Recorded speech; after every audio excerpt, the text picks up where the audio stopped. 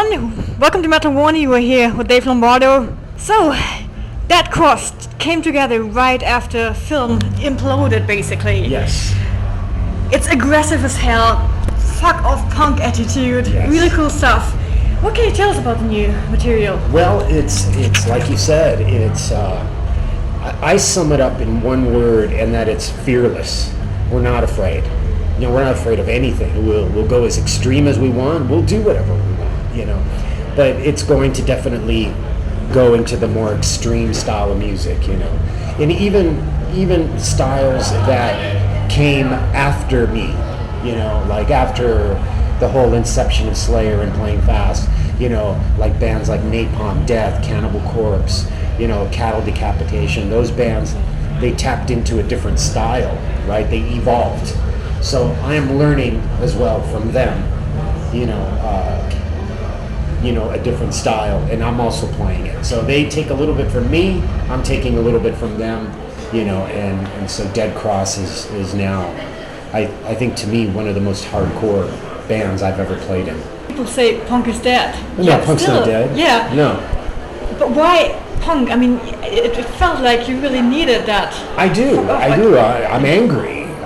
Everything that's gone on in the world recently, within the past year, it's when everything happened, terrorism or just everything that's just happened, it just makes you angry, and then what happened with film, that really angered me as well. And so it just fueled me to be a part of something more aggressive than what I was playing.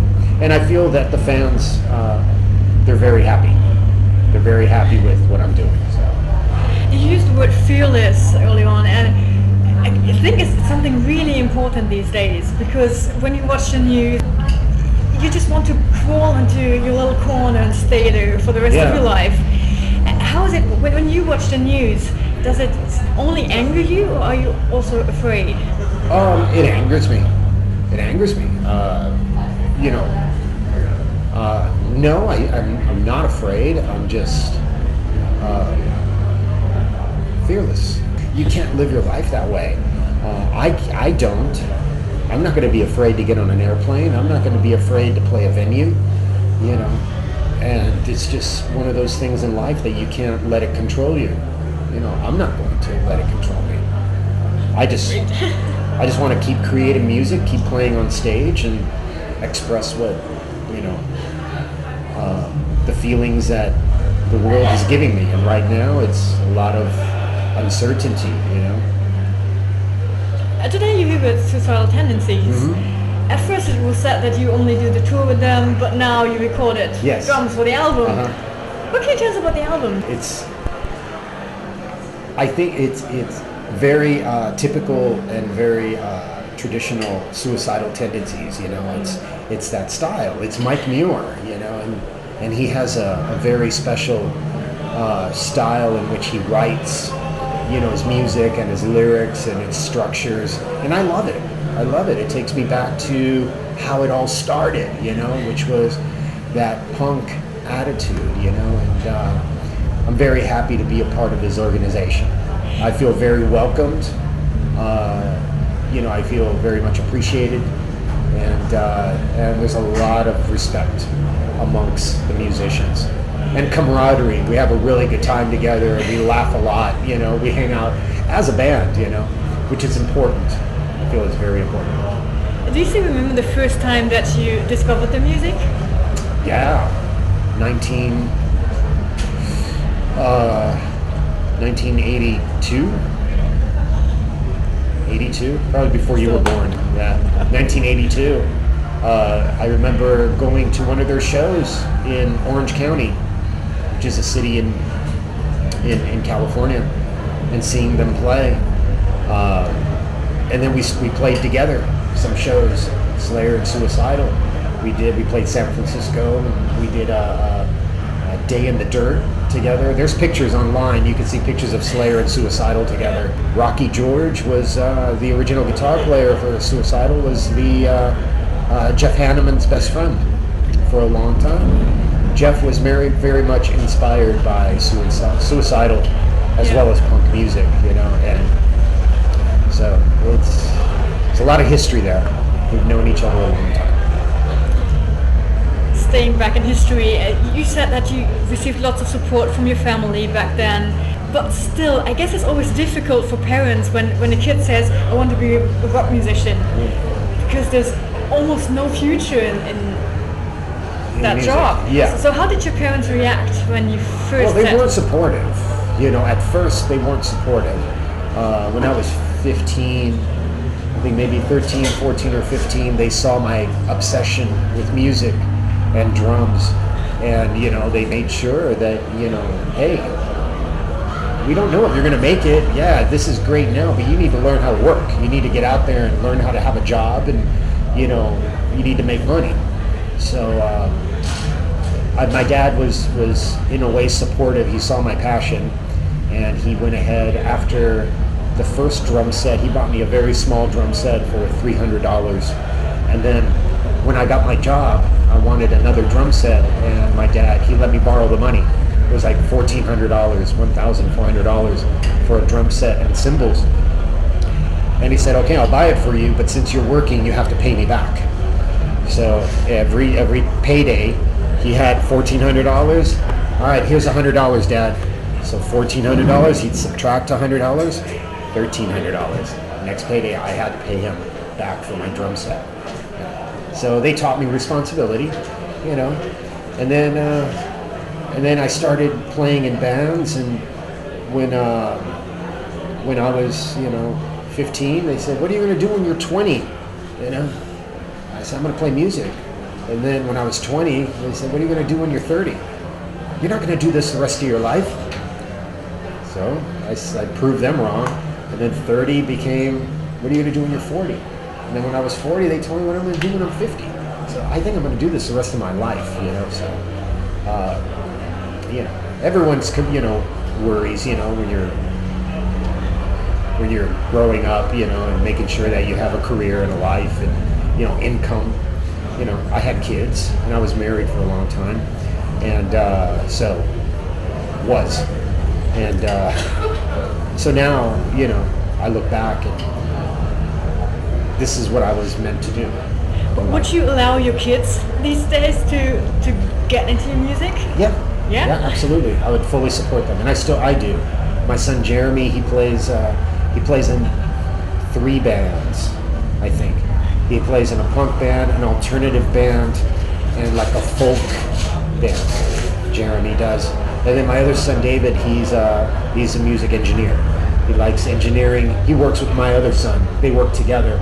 So he engineers and produces and works on their demos and projects. So you started your own art collection a few years ago. Yeah. It was really interesting, basically. You do it with your drum kit. Yeah. Do you have any new plans in that style, or probably some Jackson Pollock style? With Oh, I would love to do that. Yeah. I love Jackson Pollock. Possibly. I mean, you know, maybe when I can't play anymore, maybe when I get older, you know, in case I can't play anymore, maybe I will get into art, you know, but I don't see that happening. Yeah, I'm going to release a book with the artwork. It's like they call it coffee table book. You know, you put on your table in your living room or in your office, but it's a book that has the art collection inside, but it's going to have vinyl. And it's going to be little drum solos that correspond with the art pieces. Pieces are going to inspire a drum solo. So that's going to be maybe the end of this year. I'm going to release this year. So that's the first time. This is the first time I'm talking about it. So, great. Yeah, so it's still. I just signed the contract before I left. 2016 has been a really sad year for metal. Many people died. Just Everybody, recently, yeah. Nick Menza. What was your reaction when you heard of his death? I had just seen him in November, I believe.